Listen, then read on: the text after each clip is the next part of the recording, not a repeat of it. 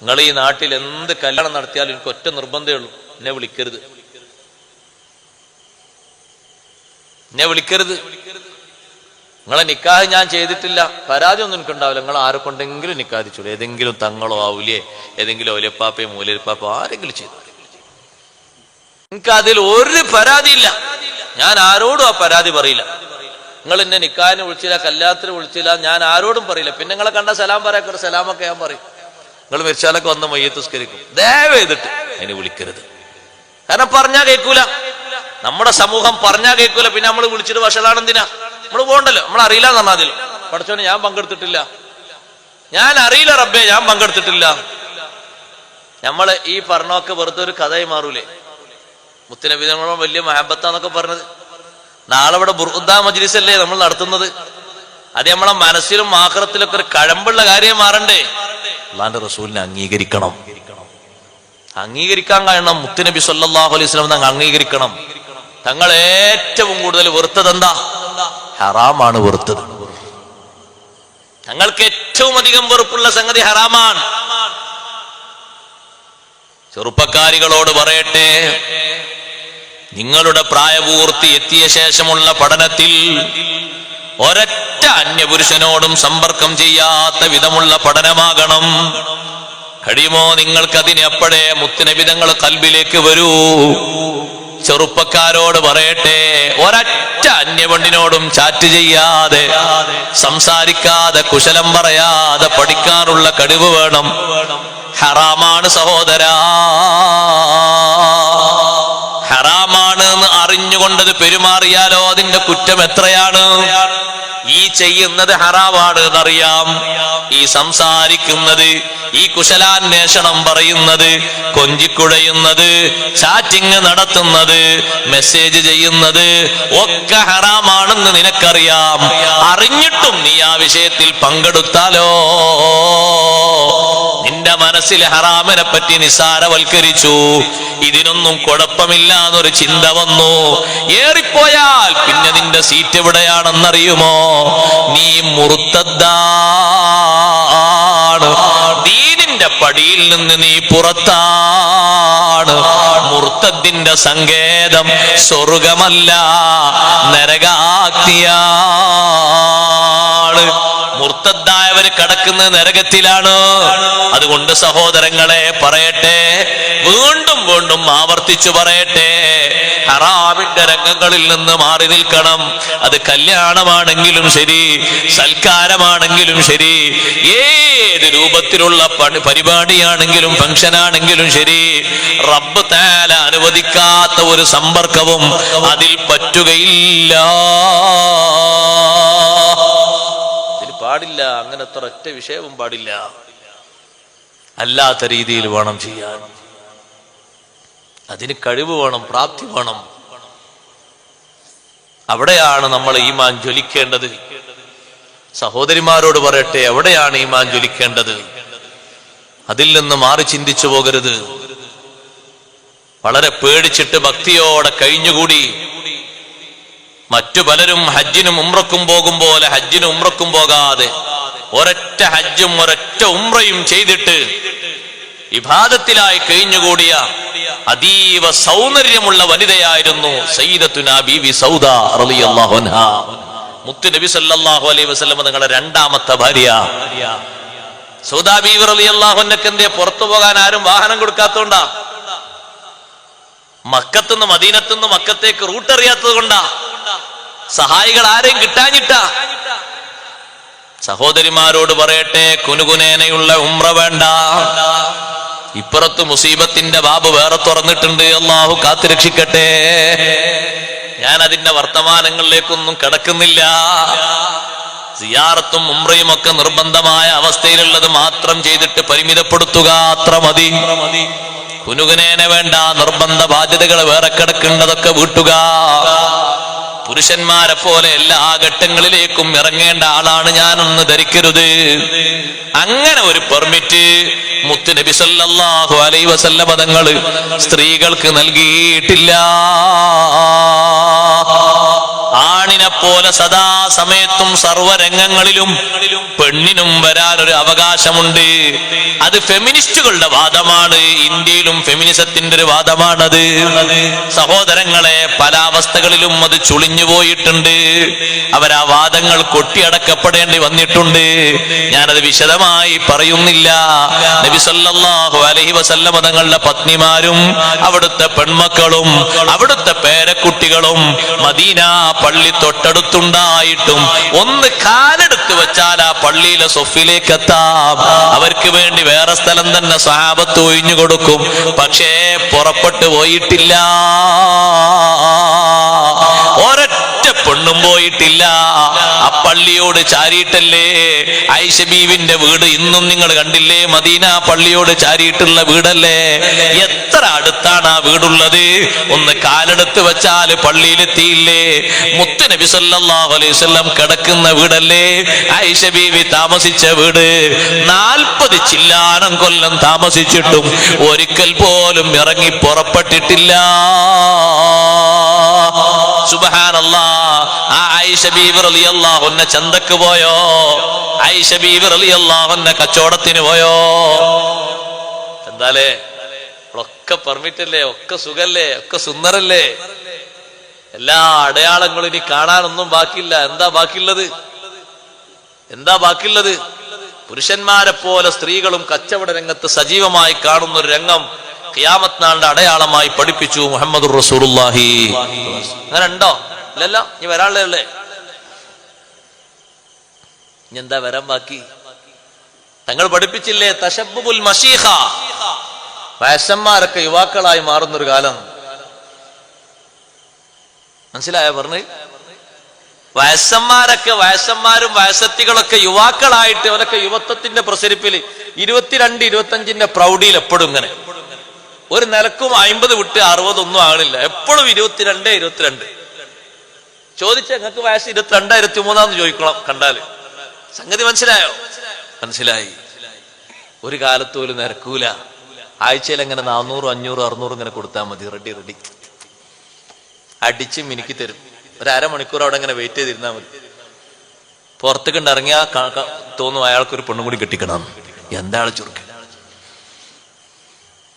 നല്ല ചുടുവെള്ളെടുത്ത് തലയിൽ വെച്ചാൽ മനസ്സിലാകും ഇപ്പൊ എത്ര 80 ആണോ 60 ആണോ 70 ആണോ. തശബ്ബുൽ മശീഖ. പ്രായമുള്ള ആൾക്കാരൊക്കെ യുവത്വത്തിലേക്ക് വരിക അല്ലേ? കുറച്ച് കഴിഞ്ഞാൽ നമ്മളെ അവസ്ഥ അങ്ങനെ ആകാൻ പാടില്ല. അത് അതിന്റെ തനിമയിലും അതിന്റെ രൂപഭാവത്തിലും നിലനിർത്തണം.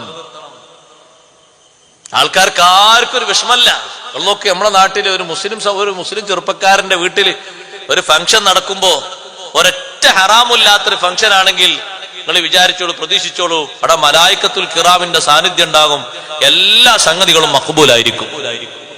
10 ലക്ഷം ആളുകളൊന്നും വേണ്ട, 1000 ആളുകൾക്ക് ഭക്ഷണം കൊടുത്ത് സൽക്കരിച്ചിട്ടുണ്ടെങ്കിൽ ആ 1000 ആൾക്കും ഭക്ഷണം കൊടുത്തതിന്റെ കൂലി അല്ലാഹു തആല തരും. ഒരൊറ്റ ഹറാമ് കല്യാണവുമായിട്ടോ സൽക്കാരവുമായോ ബന്ധപ്പെട്ടവിടെ നടന്നോ 10,000 പേർക്ക് നിങ്ങൾ ഭക്ഷണം കൊടുത്താലും, അതിന് സാദാത്തുക്കൾ വന്ന് ഭക്ഷണം കഴിച്ചാലും, ഉലമാ വന്ന് ഭക്ഷണം കഴിച്ചാലും ഒരൊറ്റ ധാന്യത്തിന്റെ കൂലി പോലും അള്ളാഹു നിങ്ങൾക്ക് തരില്ല. ഒരാശങ്കയും വേണ്ട ആ വിഷയത്തിൽ. നിങ്ങളെപ്പോലെ പെങ്ങന്മാരെ കല്യാണം ഞാനും നടത്തിയിട്ടുണ്ട്. ഹറാം പറഞ്ഞ ഒരു വിഷയമില്ലാതെയാണ് നടത്തിയത്. 100-300 ആളുകളെ ഭക്ഷണം വിളിച്ച് ഭക്ഷണം കൊടുത്ത്, ആണിന് പെണ്ണിനൊക്കെ വേറെ ആയിട്ട് ഭക്ഷണം കൊടുത്ത് ഒരൊറ്റ ഹറാമിന്റെ ഒരു പരിപ്പ് പോലും ഇല്ല. ഒരു ഫോണിൽ പോലും ഒരു ഫോട്ടോ ഒക്കെ പോസ്റ്റ് ചെയ്തിട്ടില്ല. അപ്പൊ ആരൊക്കെയാണ് ആരൊക്കെ ഫോട്ടോ എടുക്കേണ്ടത് സ്റ്റേജിൽ വന്ന്? ഏതൊക്കെ ബാച്ചാണ്? +2 ബാച്ച്, പിന്നെ BA ബാച്ച്, പിന്നെ +1 ബാച്ച്. പറയൂ, എല്ലാവരും പറയൂ. അതല്ലേ ഇപ്പോഴത്തെ സന്ദേശം. ആണത്തത്തോട് ആണായി നിൽക്കുന്ന അന്തസ്സുള്ള ബാപ്പമാരതിനെ അനുവദിക്കരുത്. ഈമാനിന്റെ ചെറിയ തരി നിങ്ങളെ ഖൽബിൽ അല്ലാഹു ബാക്കി തന്നിട്ടുണ്ടോ? മുത്തുനബി തങ്ങളോട് മഹബത്തുണ്ട് എന്നൊരു ചെറിയ മഹബത്തിന്റെ ചെറിയൊരു അംശം ഖൽബിൽ ബാക്കിയുണ്ടെങ്കിൽ ഒരൊറ്റ ഹറാമിന് അവിടെ മേൽവിലാസം കിട്ടരുത്. അത് അവന്റെ പൈസ കൊണ്ടാണെങ്കിലും ശരി, കൂട്ടുകാരെ പണം കൊണ്ടാണെങ്കിലും ശരി, സമ്മതിക്കാൻ പാടില്ല. അവിടെ നബി സല്ലല്ലാഹു അലൈഹി വസല്ലം തങ്ങളിൽ ദീൻ പഠിച്ച സ്വഹാബി അബ്ദുല്ലാഹ് ബിൻ മസ്ഊദ് റളിയല്ലാഹു അൻഹു കല്യാണത്തിന് പോയി. കല്യാണപ്പൊരെ കയറിയിട്ട് ഭക്ഷണം കഴിക്കാതെ നേരെ ചെരുപ്പിട്ട് താഴോട്ട് ഇറങ്ങിപ്പോയി. എന്താ കാരണം? ആണും പെണ്ണും ഒരുമിച്ച് കൂടിയതല്ല, ഒറ്റ ഹറാമാണ് കാരണം. എന്താ കാരണം സഹോദരങ്ങളെ? ഇതുപോലെ വിരിച്ച് വെച്ച വിരിയില്, ഇതുപോലെ ഡെക്കറേഷൻ ചെയ്ത ഡെക്കറേഷനിൽ ജീവനുള്ള ജീവിയുടെ ഫോട്ടോ കണ്ടുപോയി. ഭക്ഷണം കഴിക്കാതെ വീട് വിട്ട് ഇറങ്ങിപ്പോയി. മുത്തുനബി തങ്ങളെ കൂടെ നടന്ന അരുമ ശിഷ്യനാ. ലോകമേ, ഈ മഹാനിൽ നിന്ന് ഖുർആൻ പഠിക്കൂന്ന് നബി തങ്ങൾ പ്രവചിച്ച മഹാനാണ്. നാളെ ഖബറിലെത്തുമ്പോ ഇബ്നു മസ്ഊദ് തങ്ങൾക്ക് ആ ഇബ്നു മസ്ഊദ് തങ്ങളുടെ ഖുർആനോത്ത് തുണയാകുമെന്നും ഖുർആനോത്തിന്റെ പേരിൽ ഒരു കാത് അബൂജഹൽ അരിഞ്ഞെടുത്ത മഹാനാണ്. നാളെ അള്ളാഹുവിന്റെ കോർട്ടിലെത്തുമ്പോ ഇബ്നു മസ്ഊദ്, നിങ്ങളെ കാതെവിടെ പോയി? നിന്റെ ഖുർആനിലെ സൂറത്തുർ റഹ്മാൻ വിശുദ്ധമായ കഅബയുടെ ചാരത്ത് വെച്ച് സുന്ദരമായി ഒന്ന് ഓതിയപ്പോ ഈ നിൽക്കുന്ന അബൂജഹലിന്റെ കാത് അരിഞ്ഞെടുത്തു അല്ലാഹ് എന്ന് പരലോകത്ത് സാക്ഷ്യപ്പെടുത്തി പറയുന്ന മഹാനാണ്. ഭക്ഷണം കഴിക്കാതെ പ്രതിഷേധിച്ച് ഇറങ്ങിപ്പോയി. ഉലമാഇന് പിന്തുണയുണ്ടോ? ഒരൊറ്റ ഹറാമേ അവിടെ കണ്ടിട്ടുള്ളൂ. ആണും പെണ്ണും കൂടിക്കലരുന്ന രംഗമില്ല. അതന്നത്തെ കാലത്തോ നമ്മുടെ ബാപ്പമാരെ കാലത്തോ നമ്മുടെ യൗവനത്തിന്റെ കാലത്ത് വരെ അത് കണ്ടിട്ടില്ല. കുറച്ച് ദുനിയാവ് അള്ളാഹു കയ്യിലങ്ങ് തന്നപ്പോ, കുറച്ച് ഗൾഫിലൊക്കെ പോയിട്ടൊരു മഞ്ഞ കയ്യിലേക്ക് അല്പം ഇങ്ങ് വന്നപ്പോ അള്ളാഹുവിനെ മറന്നുപോയി, മുത്തുനബി തങ്ങളെ മറന്നുപോയി. നീ എപ്പോഴെങ്കിലും ഒരു മൗലിദ് സദസ്സ് സംഘടിപ്പിച്ചത് കൊണ്ട് മാത്രമായില്ല, ഏതെങ്കിലും ഒരു സദസ്സിലേക്ക് സഹായം ചെയ്തത് കൊണ്ട് മാത്രമായില്ല. ആ മുത്തുനബി സല്ലല്ലാഹു അലൈഹി വസല്ലമ തങ്ങൾ നിന്നിൽ നിന്നും എന്നിൽ നിന്നും ആഗ്രഹിക്കുന്നത്, എത്ര ദുനിയാവിന്റെ മഞ്ഞ കയ്യിൽ വന്നാലും നബി തങ്ങൾ പഠിപ്പിച്ചൊരു ദീനുണ്ട്, ഒരു നിയമമുണ്ട്, അത് മറികടന്നുകൂടാ. അല്ലാഹുവിന്റെ റസൂൽ ഏറ്റവും ഈ ഉമ്മത്തിൽ പേടിച്ചത് അതാണ്. അതാണിപ്പോ സംഭവിച്ചുകൊണ്ടിരിക്കുന്നത്. നിങ്ങൾ കണ്ടില്ലേ, കഴിഞ്ഞ മാസം ഒരു സ്ഥലത്ത് ആർഭാടപൂർവം ഹറാമിന്റെ കൂത്തരങ്ങായിട്ടൊരു ഫംഗ്ഷൻ നടന്നപ്പോ ഒരു മാന്യനായ ഉസ്താദ് മാന്യതയുള്ള ഭാഷയില്, കാർക്കശ്യമുള്ള ശൈലിയിലും നല്ല മാന്യതയുള്ള ഭാഷയിൽ ഉപദേശിച്ചപ്പോ ചെറുപ്പക്കാരന്റെ വർത്തമാനം എന്താണെന്നറിയോ?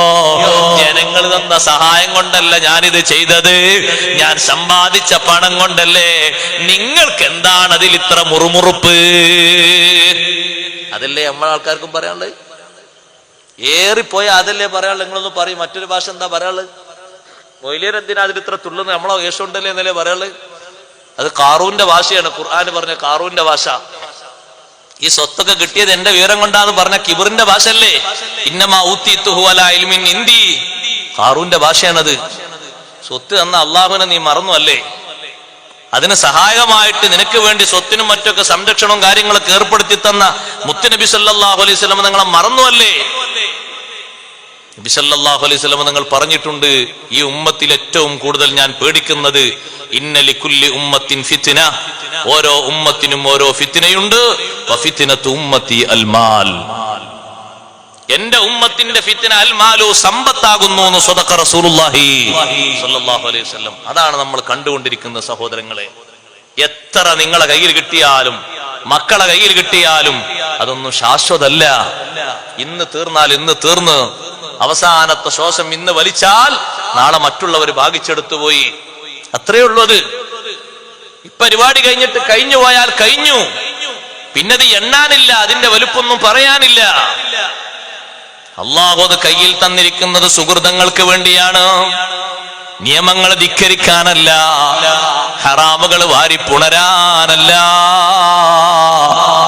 മദ്യം വിളമ്പുന്ന കല്യാണം നഊദു ബില്ലാഹ്, മയക്കുമരുന്ന് വിതരണം ചെയ്യുന്ന കല്യാണം നഊദു ബില്ലാഹ്, സിനക്ക് പ്രേരിപ്പിക്കുന്ന കല്യാണം നഊദു ബില്ലാഹ്, അന്യാണും അന്യപെണ്ണും ഷെയ്ക്ക് ഹാൻഡ് ചെയ്യുന്ന കല്യാണം നഊദു ബില്ലാഹ്, അന്യാ മഞ്ഞാണും മഞ്ഞപെണ്ണും തോളോട് തോളുരുമ്മി നിന്ന് പരസ്പരം വായിലേക്ക് മിഠായി കൈമാറുന്ന കല്യാണം നഊദു ബില്ലാഹ്. ഹലാലായിട്ട് നിക്കാഹ് ചെയ്യുന്നതിന്റെ മുമ്പ് തന്നെ ശരീരം സ്പർശിക്കുന്ന കല്യാണങ്ങളും സദസ്സുകളും നഊദു ബില്ലാഹ്. ദീൻ അനുവദിക്കുമോ? കാണാൻ തന്നെ പരിമിതമായ സ്ഥലങ്ങളും പരിധിയും ആണിനും പെണ്ണിനും വെച്ച് തന്ന ദീന് തൊടാൻ പറഞ്ഞിട്ടുണ്ടോ? കൈ കൊടുക്കാൻ പറ്റുമോ? അങ്ങോട്ടും ഇങ്ങോട്ടും പലഹാരം കൊടുത്തിട്ട് ഒന്ന് മുസാഫഹത്ത് പറ്റുമോ? അപ്പുറത്തും ഇപ്പുറത്തും നോക്കി നിൽക്കുന്ന കാരണവന്മാരെ, ഉമ്മമാരെ, അള്ളാഹുവിന്റെ റസൂലിന്റെ ശരീഅത്ത് കളഞ്ഞു കുളിക്കുന്നതിന് സാക്ഷ്യം വഹിച്ചാൽ മുത്തുനബി തങ്ങൾ നമ്മളെ ഇഷ്ടപ്പെടുമോ? അള്ളാന്റെ റസൂല് നമ്മളെ സ്നേഹിക്കുമോ? ആഖിറത്തിൽ നമുക്ക് ശഫാഅത്ത് തരുമോ? എന്റെ ദീനിന്റെ നിയമങ്ങൾ മാറ്റിമറിച്ചവരാണ്, അവർക്ക് ഞാൻ എന്റെ ഹൗലിൽ നിന്ന് വെള്ളം കൊടുക്കൂല എന്ന് പറഞ്ഞിട്ട് മാറ്റി നിർത്തപ്പെടുന്ന വിഭാഗത്തിൽ പെട്ടേക്കുമോ? മൂന്ന് അഭിപ്രായങ്ങൾ മഹാന്മാർ അതിൽ പറഞ്ഞപ്പോ ഇമാം ഹാഫിദ് ഇബ്നു അബ്ദുൽ ബർ റഹ്മഹുല്ലാഹ് പറഞ്ഞു, എന്റെ ദീനിന്റെ നിയമങ്ങൾ മാറ്റിമറിച്ചവർ എന്ന് പറഞ്ഞിട്ട് അള്ളാഹുവിന്റെ റസൂല് ആട്ടിയോടിക്കുന്നു എന്ന് പറഞ്ഞതില് മൂന്നാമത്തെ അഭിപ്രായം അസ്ഹാബുൽ കബായിരി, വൻദോഷങ്ങൾ ചെയ്തവരാ. ഈ എണ്ണിയതൊന്നും വൻദോഷമല്ലെങ്കിൽ പിന്നെ വൻദോഷങ്ങളേതാ? നമുക്ക് നബി സല്ലല്ലാഹു അലൈഹി വസല്ലമ തങ്ങളെ കാണണ്ടേ? ദീനനുസരിച്ച് ജീവിച്ചവർക്ക് മുത്തുനബി തങ്ങൾ താങ്ങും തണലുമായിട്ടുണ്ട്, അവർക്ക് സഹായങ്ങൾ ചെയ്തിട്ടുണ്ട്, സംരക്ഷണങ്ങൾ കൊടുത്തിട്ടുണ്ട്, രോഗങ്ങൾക്ക് ചികിത്സ കൊടുത്തിട്ടുണ്ട്, പരീക്ഷണങ്ങളിൽ പതറാതിരിക്കാൻ അല്ലാഹുവിന്റെ റസൂൽ അവരെ കൈപിടിച്ച് ഉയർത്തിയിട്ടുണ്ട്. എത്രയോ മഹാന്മാർക്ക് അല്ലാഹുവിന്റെ റസൂല് സന്തോഷവും സുവിശേഷവും പരിഹാരവും നൽകിയിട്ടുണ്ട്. ദീനനുസരിച്ച് അടിയുറച്ചു നിൽക്കുന്ന മുഹിബ്ബീങ്ങളാണോ? സംശയം വേണ്ട, മുത്തുനബി തങ്ങളെ സഹായമുണ്ട്. ഞാനും നിങ്ങളും ചെയ്യുന്നത് അല്ലാഹുവിന്റെ റസൂല് കാണൂലേ? കാണാതെ പിന്നെങ്ങനെയാ സാക്ഷി നിൽക്കല്? നബി തങ്ങൾ നമുക്ക് സാക്ഷിയല്ലേ? ഇന്നാ അർസൽനാക ഷാഹിദൻ വമുബശ്ശിറൻ വനദീറാ. എല്ലാ വീട്ടിലും മങ്കൂസ് മൗലിദ് ഓതുമ്പോ ഈ ഒരു ആയത്ത് കൂടുതൽ കേൾക്കാറില്ലേ? ഹദീസിൽ കേൾക്കാറില്ലേ? ഇന്നാ അർസൽനാക ഷാഹിദൻ, നബിയെ അങ്ങയുടെ ഉമ്മത്തിന് അങ്ങ് സാക്ഷിയാണ്. ഈ ഉമ്മത്തിലെ ലക്ഷോപലക്ഷം വരുന്ന ആളുകള്, കോടിക്കണക്കിന് ആളുകള്, അത് ഈ കുഗ്രാമത്തിലെ ആളുകളാണെങ്കിലും ഈ ജില്ലയിലെ ആളുകളാണെങ്കിലും ഈ സംസ്ഥാനത്തെ ആളുകളാണെങ്കിലും ഈ രാഷ്ട്രത്തിലെയും മറ്റു രാഷ്ട്രങ്ങളിലെയും ആളുകളാണെങ്കിലും ഒരാളെയും വേർതിരിച്ച് അറിയാതിരിക്കൂല. എല്ലാവർക്കും നബി തങ്ങൾ ഷാഹിദാൻ. സാക്ഷി നിൽക്കുന്ന ആൾക്ക് രണ്ട് വിഷയം വേണം. ഒരാളെ സാക്ഷിയായി പരിഗണിക്കണമെങ്കിൽ രണ്ട് കാര്യങ്ങൾ അയാൾക്ക് വേണം. ഒന്നയാൾക്ക് കണ്ണിന് കാഴ്ച വേണം. കാഴ്ചയില്ലാത്ത ഒരാളെ നിങ്ങൾ നിക്കാഹിന് സാക്ഷിയായി കൂട്ടോ? കാഴ്ചയില്ലാത്ത ഒരാളെ കോർട്ടിൽ സാക്ഷിയായി കൂട്ടോ? സാക്ഷിക്ക് കാഴ്ച വേണം, സാക്ഷിക്ക് കേൾവിയും വേണം. നമ്മൾ ചെയ്യുന്ന ഓരോ കർമ്മങ്ങളും അല്ലാഹുവിന്റെ റസൂൽ കാണുന്നുണ്ട് എന്ന് ഖുർആൻ പറഞ്ഞില്ലേ? വഖുൽ ഇഅ്മലൂ ഫസയറല്ലാഹു അമലക്കും വറസൂലുഹു. നിങ്ങൾ ചെയ്യുന്ന ഓരോ പ്രവർത്തനങ്ങളും അല്ലാഹു കാണുന്നുണ്ട്, അല്ലാഹുവിന്റെ റസൂൽ കാണുന്നുണ്ട്. മുത്തുനബി തങ്ങൾ പറഞ്ഞ ഹദീസിലും അങ്ങനെയല്ലേ ഉള്ളത്? തുറദു അലയ്യ അമാലുക്കും, നിങ്ങളുടെ ഓരോ കർമ്മങ്ങളും എനിക്ക് വെളിവാക്കപ്പെടും. ഈ സദസ്സ് മാത്രമല്ല, സ്വലാത്ത് ചൊല്ലുന്നത് മാത്രമല്ല, നിസ്കരിക്കുന്നത് മാത്രമല്ല, ഓരോ കർമ്മങ്ങളും വെളിവാക്കപ്പെടും. ആ വെളിവാക്കപ്പെട്ടതിനനുസരിച്ച് പ്രതികരണവും സന്ദേശവും മുത്തുനബി സല്ലല്ലാഹു അലൈഹി വസല്ലമ തങ്ങളുടെ ഭാഗത്തു നിന്ന് വരും. കണ്ടില്ലേ നിങ്ങൾ ബഹുമാനപ്പെട്ട അഹ്മദ് ബിൻ ഹംബൽ റളിയല്ലാഹു അൻഹു, ഹിജ്റ 3-ാം നൂറ്റാണ്ടിൽ ജീവിച്ച മഹാൻ ഇമാം ഷാഫി റളിയല്ലാഹു അൻഹുവിന്റെ ശിഷ്യനായ ബഹുമാനപ്പെട്ട ബഹുമാനപ്പെട്ട അഹ്മദ് ബിൻ ഹംബൽ റളിയല്ലാഹു അൻഹു ഒരിക്കൽ അവിടുത്തെ ശിഷ്യനെ വിളിച്ചു പറയുന്നു,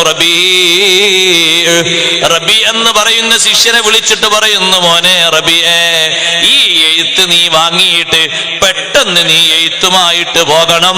എന്നിട്ട് എന്റെ ശിഷ്യൻ അഹ്മദ് ബിൻ ഹംബൽ തങ്ങൾ അടുത്ത് കൊണ്ടുപോയി കൊടുക്കണം. എന്നിട്ട് ഉത്തരം കൊണ്ടുവരണേ. ഒരു കത്ത് കൊടുക്കുകയാണ് ശിഷ്യൻ റബീഇന്റെ കയ്യിൽ. ബഹുമാനപ്പെട്ട ഷാഫി ഇമാം റളിയല്ലാഹു അൻഹു അഹ്മദ് ബിൻ ഹംബൽ റളിയല്ലാഹു അൻഹു എവിടെയാണ്? ബഗ്ദാദിലാണ്. ഷാഫി ഇമാം തങ്ങൾ കത്ത് എഴുതുന്നത് മിസ്റിൽ നിന്നാണ്. മിസ്റിൽ നിന്ന് ആ കത്തുമായിട്ട് ശിഷ്യൻ റബീ റളിയല്ലാഹു അൻഹു ബഗ്ദാദിൽ താമസിക്കുന്ന അഹ്മദ് ബിൻ ഹംബൽ തങ്ങളെ ഹദറത്തിലേക്ക് വരുന്നു. എന്നിട്ട് ഞാൻ അഹ്മദ് ബിൻ ഹംബൽ തങ്ങളെ അടുത്ത് എത്തി. ശിഷ്യൻ റബീ തങ്ങൾ പറയുന്നു, ഞാൻ ബഗ്ദാദിലെത്തിയപ്പോ സുബ്ഹി നിസ്കാരം നടക്കുകയാണ്. സുബ്ഹി നിസ്കാരത്തിന്റെ ജമാഅത്തിൽ ഞാൻ കൂടി. ജമാഅത്ത് കഴിഞ്ഞ ഉടനെ തന്നെ മിഹ്റാബിൽ നിന്ന് മഹാനവർകൾ ഇങ്ങ് പിരിഞ്ഞപ്പോ ഞാൻ സലാം പറഞ്ഞു. എന്നിട്ട് ഞാൻ കൊടുത്തു, കത്ത് കൊടുത്തിട്ട് ഞാൻ പറഞ്ഞു, ഇമാം ഷാഫി റളിയല്ലാഹു അൻഹു മിസ്റിൽ നിന്ന് നിങ്ങൾക്ക് തരാൻ വേണ്ടി വന്ന കത്താണ്.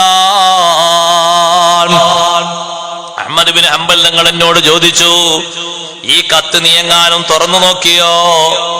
ശിഷ്യനായ റബീ തങ്ങൾ പറയുന്നു, ഇല്ല ഉസ്താദേ, ഞാൻ തുറന്നു നോക്കിയിട്ടില്ല. ആ കത്തിന്റെ സീലിന്റെ ഭാഗം അങ്ങനെ പൊട്ടിച്ചു. ആ കത്തങ്ങനെ വായിച്ചപ്പോ ശിഷ്യൻ പറയുന്നു, അഹ്മദ് ബിൻ ഹംബൽ തങ്ങളെ മുഖത്തേക്ക് ഞാൻ നോക്കുന്നുണ്ട്. എന്റെ ഉസ്താദ് എഴുതിയ കത്തിങ്ങനെ വായിക്കുമ്പോ കണ്ണങ്ങനെ നിറഞ്ഞൊഴുകുന്നു.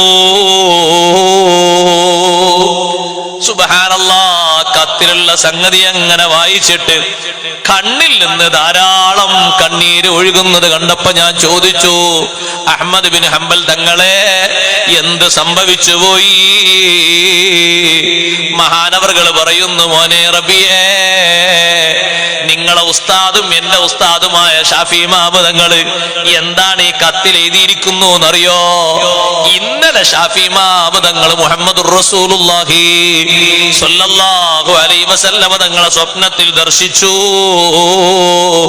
ഷാഫി ഇമാം തങ്ങളോട് അല്ലാഹുവിന്റെ റസൂല് പറഞ്ഞു, അഹ്മദ് ബിൻ ഹംബൽ തങ്ങളോട് ഒരു കത്ത് എഴുതിയിട്ട് എന്റെ സലാം പറയണേ. ആരുടെ സലാമാണ് പറയാൻ പറയുന്നത്? അല്ലാഹുവിന്റെ റസൂൽ സല്ലല്ലാഹു അലൈഹി വസല്ലമ തങ്ങൾ സലാം പറയാൻ വേണ്ടി ഷാഫി ഇമാം തങ്ങളെ ഏൽപ്പിക്കുന്നു. എന്റെ ഒരു സലാം പറയണം, കൂട്ടത്തിൽ ഒരു കാര്യം പറയണം. ഇന്നക സതുംതഹനു വതുദആ ഇലാ ഖൽഖിൽ ഖുർആൻ. നിങ്ങൾക്ക് വലിയൊരു പരീക്ഷണം വരാനുണ്ട്. ഖുർആൻ അല്ലാഹുവിന്റെ സൃഷ്ടിയാണെന്നൊരു വാദം പിന്നീട് വരും. ആ വാദത്തിലേക്ക് നിങ്ങളെ വലിച്ചേക്കപ്പെടും. അതുകൊണ്ട് ഫലാ തുജിബുഹും, അവർക്ക് ആ വിഷയത്തിൽ നിങ്ങൾ ഉത്തരം ചെയ്യരുത്. അല്ലാഹു നിങ്ങൾക്ക് ഖിയാമത്ത് നാൾ വരെ വലിയ സ്ഥാനം അല്ലാഹു നിങ്ങൾക്ക് തരും. പിന്നീട് നടക്കാൻ പോകുന്ന ഒരു പരീക്ഷണത്തെ പറ്റിയിട്ട് മുന്നറിയിപ്പ് നൽകിയിട്ട് അവിടുത്തെ ദീന് നടത്തുന്ന, ദീനിന് വേണ്ടി നേതൃത്വം നൽകുന്ന ഇമാമുകളായ ഷാഫി ഇമാം തങ്ങളെയും അഹ്മദ് ബിൻ ഹംബൽ റളിയല്ലാഹു അൻഹുവിനെയും ധൈര്യം കൊടുക്കുന്ന നേതാവ് മുഹമ്മദുർ റസൂലുള്ളാഹി സല്ലല്ലാഹു അലൈഹി വസല്ലം. നമ്മൾ ചിന്തിക്കുന്നത് എന്താ? നമ്മൾ ആവശ്യങ്ങൾക്കൊന്നത് വേണ്ടാന്നല്ലേ? ആരും സഹായിക്കാനില്ലാത്ത ഘട്ടം വരുമ്പോ നമുക്ക് വേണ്ടി വരും. ഒരു പിടിക്കാനുള്ള ഒരു പിടിവള്ളിയായിട്ട്, ഒരു അവലംബമായിട്ട് നമുക്കാകെ ഒന്ന് മാത്രമേ ഉള്ളൂ, മുഹമ്മദുർ റസൂലുള്ളാഹി സ്വല്ലല്ലാഹു അലൈഹി വസല്ലം. ആ തങ്ങള് നമ്മുടെ കാര്യത്തിൽ ഇടപെടണമെങ്കിൽ നമ്മുടെ സ്നേഹം ആത്മാർത്ഥമായിട്ടാകണം. നമ്മുടെ സ്നേഹം ഒരിക്കലും മരീചികയാകരുത്. കാര്യമായിട്ട് എനിക്ക് എന്നോടും നിങ്ങളോടും ഉപദേശിക്കാനുള്ളതാണ്, മഹബത്തിന്റെ അർത്ഥതലം മേളിച്ച സ്നേഹമാകണം നമ്മുടെ സ്നേഹം. വാക്കിലൊതുങ്ങുന്ന സ്നേഹമാകരുത്. ഏതെങ്കിലും ഒരു പ്രവൃത്തിയുടെ പിന്നിൽ മാത്രം നിൽക്കുന്ന ഒരു സ്നേഹമാകരുത്. നാളെയും മറ്റന്നാളും കൊണ്ട് മാത്രം നടക്കുന്ന തീരുന്നൊരു സ്നേഹമാകരുത്. ജീവിതത്തിന്റെ അവസാന ഘട്ടം വരെ ഒന്ന് വിടവാങ്ങുന്ന നേരത്ത് അഷ്റഫുൽ ഖൽഖ് റസൂലുള്ളാഹി സ്വല്ലല്ലാഹു അലൈഹി വസല്ലം തങ്ങളെ കണ്ട് പിരിയാനുള്ള മഹബത്താകണം.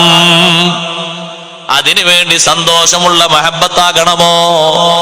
നമ്മൾ അല്ലാഹുവിന്റെ റസൂലിനെ പൂർണ്ണമായും അംഗീകരിക്കണം. ഭാഗികമായി അംഗീകരിച്ചാൽ പോരാ, പൂർണ്ണമായും അംഗീകരിക്കാനുള്ള കഴിവ് വേണം. വിദേഹത്തുകാര് നോക്ക്, നിങ്ങൾ വിശ്വാസ രംഗത്ത് വരെ അവർക്ക് വൈകല്യം സംഭവിച്ചു. സഹോദരങ്ങളെ, നമുക്ക് വിശ്വാസ രംഗത്ത് വൈകല്യമില്ല, പക്ഷേ കർമ്മരംഗത്തുള്ള വൈകല്യവും പേടിക്കേണ്ടതാണ്. അതും വലിയൊരു പ്രശ്നം തന്നെയാണ്. വിശ്വാസ രംഗത്ത് അവർക്ക് വൈകല്യം ബാധിച്ചു പോയി. നബി സല്ലല്ലാഹു അലൈഹി വസല്ലമ തങ്ങളെ സംബന്ധിച്ച് സാധാരണക്കാരിൽ സാധാരണക്കാരനായി ജീവിച്ചു എന്ന് എഴുതുകയും പറയുകയും വിശ്വസിക്കുകയും ചെയ്യുന്നു.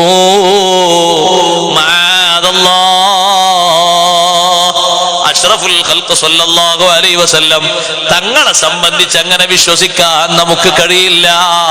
കാരണം സ്വഹാബത്ത് പഠിപ്പിച്ച ദീനിനെതിരാണ്, താബിഉകൾ പഠിപ്പിച്ച ദീനിനെതിരാണ്, താബിഉകൾ പഠിപ്പിച്ച ദീനിനെതിരാണ്.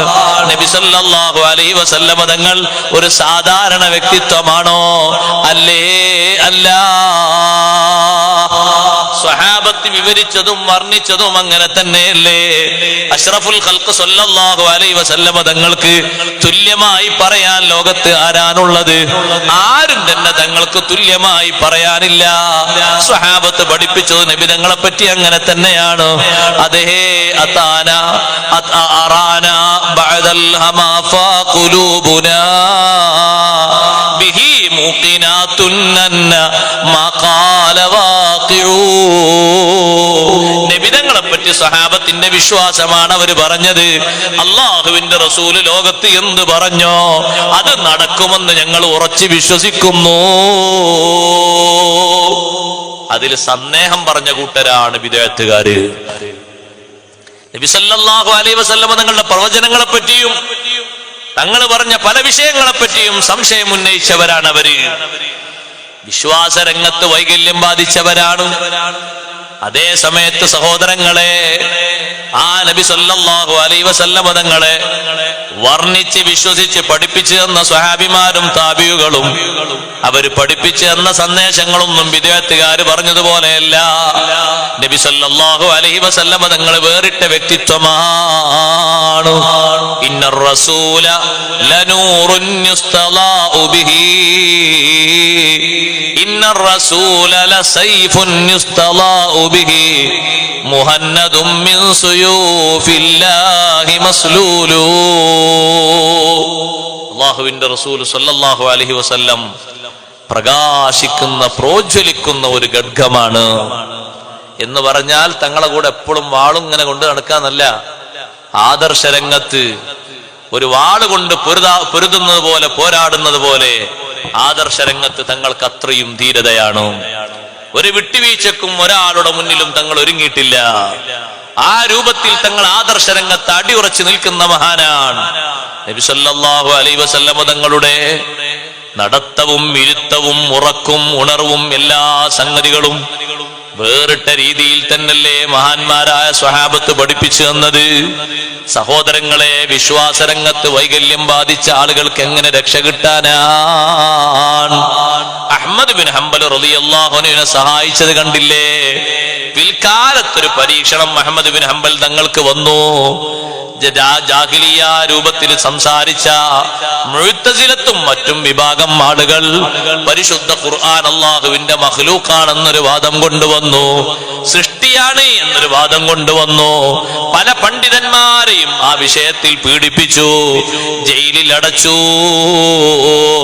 മുഅ്തസിം ബില്ലാഹി എന്ന് പറയുന്നൊരു രാജാവ് അഹ്മദ് ബിൻ ഹംബൽ റളിയല്ലാഹു അൻഹുവിനെ കാരാഗൃഹത്തിൽ അടച്ചു. ശക്തമായ രീതിയിൽ മഹാനവറുകളെ പീഡിപ്പിച്ചു. പക്ഷേ ആ രാജാവിന്റെ ഭരണം കുറച്ചു കാലം മാത്രമേ നിലനിന്നുള്ളൂ. പിന്നീട് ആ ഭരണം ദുർബലമായി പോയി. അടുത്ത ഒരു രാജാവ് വന്നപ്പോ, മുതവക്കിൽ ബില്ലാഹി എന്ന് പറയുന്ന രാജാവ് വന്നപ്പോ അഹ്മദ് ബിൻ ഹംബൽ റളിയല്ലാഹു അൻഹുവിന്റെ വാദം അംഗീകരിച്ചു. മഹാനവറുകൾക്ക് വലിയ വിജയം കിട്ടി. ആ വാദം തന്നെയാണ് തുടർന്നത്. അൽ ഖുർആനു കലാമുല്ലാഹ് ഗൈറു മഖ്ലൂഖ്. ഖുർആൻ അല്ലാഹുവിന്റെ കലാമാണ്, അതൊരിക്കലും സൃഷ്ടിയാണെന്ന് പറയാൻ പറ്റൂല. നമ്മളെ പറ്റി സൃഷ്ടി എന്ന് പറയാം, നബി സല്ലല്ലാഹു അലൈഹി വസല്ലം തങ്ങളെ സംബന്ധിച്ച് സൃഷ്ടി എന്ന് പറയാം. ആകാശവും ഭൂമിയും സ്വർഗവും നരകവും ഒക്കെ സൃഷ്ടിയാണ്, സൃഷ്ടികളാണ്. പക്ഷേ അല്ലാഹുവിന്റെ ഖുർആൻ അത് അല്ലാഹുവിന്റെ കലാമാണ്, ഖദീമായ കലാമാണ്. അതിനെപ്പറ്റി സൃഷ്ടി എന്ന് പറയാൻ പാടില്ല. ആ പരീക്ഷണത്തിൽ മഹാനവറുകളുടെ മനസ്സിന് നല്ല സ്ഥൈര്യം വന്നത് നബി സല്ലല്ലാഹു അലൈഹി വസല്ലം തങ്ങൾ നേരത്തെ പറഞ്ഞ സലാമും സന്തോഷ വാർത്തയുമാണ്. ഒരിക്കലും നിങ്ങൾ പേടിക്കേണ്ടതില്ല. അങ്ങനെ ഒരു വാദം വരുമ്പോ നന്നായി ഉറച്ചു നിൽക്കണേ. റബീ റളിയല്ലാഹു അൻഹു പറയുന്നു, അഹ്മദ് ബിൻ ഹംബൽ തങ്ങൾ അങ്ങനെ ഒരു വിഷയം പറഞ്ഞപ്പോ അള്ളാഹുവിന്റെ റസൂല് സലാം കൊടുത്തയച്ചിട്ടുണ്ട് എന്നും ഇങ്ങനെ ഒരു പരീക്ഷണം വരാനുണ്ട് എന്നുള്ള വിഷയം പറഞ്ഞപ്പോ ഞാൻ പറഞ്ഞു, അൽ ബിശാറത്തു യാ അബാ അബ്ദില്ലാഹ്, അഹ്മദ് ബിൻ ഹംബൽ തങ്ങളെ നിങ്ങൾക്ക് വലിയ സന്തോഷമുണ്ട്. അഹ്മദ് ബിൻ ഹംബൽ റളിയല്ലാഹു അൻഹു അവിടുത്തെ കുപ്പായം അഴിച്ചു. അതേ ഉള്ളിൽ ധരിച്ച, പുറത്ത് ധരിച്ചതല്ല, തൊലിയോട് ചേർന്ന ഡ്രസ്സുണ്ട്, ബനിയൻ പോലത്തെ ഉള്ളിൽ ധരിക്കുന്ന കുപ്പായം, അത് അഴിച്ചു. അയച്ചിട്ടത് എനിക്ക് തന്നു. കൂട്ടത്തിൽ ഒരു എഴുത്തും തന്നു, മറുപടി തന്നു. ഞാൻ ആ മറുപടിയുമായിട്ട് ഇമാം ഷാഫി റളിയല്ലാഹു അൻഹുവിന്റെ അടുത്തേക്ക് പോയി. എന്നിട്ട് ഞാൻ ആ കത്ത് കൈമാറി. കത്ത് കൈമാറിയപ്പോ എന്നോട് ചോദിച്ചു, നേരത്തെ ഏൽപ്പിച്ച കുപ്പായം എവിടെ? നിങ്ങളെ കയ്യിൽ ഒരു കുപ്പായം തന്നിട്ടില്ലേ, ആ കുപ്പായം എവിടെ? ഞാൻ കുപ്പായം കൊണ്ടുപോയി കൊടുത്തപ്പോ ഷാഫി ഇമാം റളിയല്ലാഹു അൻഹു പറഞ്ഞു, കുപ്പായം എനിക്ക് ധരിക്കാൻ വേണ്ടി ഞാൻ ചോദിച്ചതല്ല, അതൊരു വെള്ളത്തിലിട്ട് നനച്ച് വെള്ളം കൊണ്ടുവരൂ, ഞാൻ ആ വെള്ളം കൊണ്ടൊന്ന് ബറക്കത്തെടുക്കട്ടെ. നബി സല്ലല്ലാഹു അലൈഹി വസല്ലം തങ്ങളുടെ സന്തോഷം കിട്ടിയ മഹാനാണ്. ഷാഫി ഇമാം തങ്ങളുടെ ശിഷ്യനാണെങ്കിലും ആദർശ രംഗത്ത് അടിയുറച്ചു നിന്നപ്പോ അവർക്ക് വലിയ സന്തോഷം ലഭിച്ചു. അങ്ങനെ ഉറച്ചു നിന്നാൽ അഷ്റഫുൽ ഖൽഖ് സല്ലല്ലാഹു അലൈഹി വസല്ലം തങ്ങൾ നമ്മുടെ കാര്യത്തിൽ നബി സല്ലല്ലാഹു അലൈഹി വസല്ലം തങ്ങളുടെ സഹായം ലഭിക്കും. മറ്റുള്ള മഹാന്മാർക്കൊക്കെ ലഭിച്ചതുപോലെ നബി സല്ലല്ലാഹു അലൈഹി വസല്ലം തങ്ങളുടെ ആത്മാർത്ഥമായുള്ള സ്നേഹത്തിന് അഷ്റഫുൽ ഖൽഖ് സല്ലല്ലാഹു അലൈഹി വസല്ലം തങ്ങൾ ഒരുപാട് മഹാന്മാരെ സഹായിച്ചതുപോലെ ആ വലിയ സഹായം നമുക്കും ലഭിക്കും. സഹോദരങ്ങളെ, അതുകൊണ്ട് നബി സല്ലല്ലാഹു അലൈഹി വസല്ലം തങ്ങളുടെ ദീൻ ശരിയായ നിലക്ക് നമ്മളത് മുറുകെ പിടിക്കണം.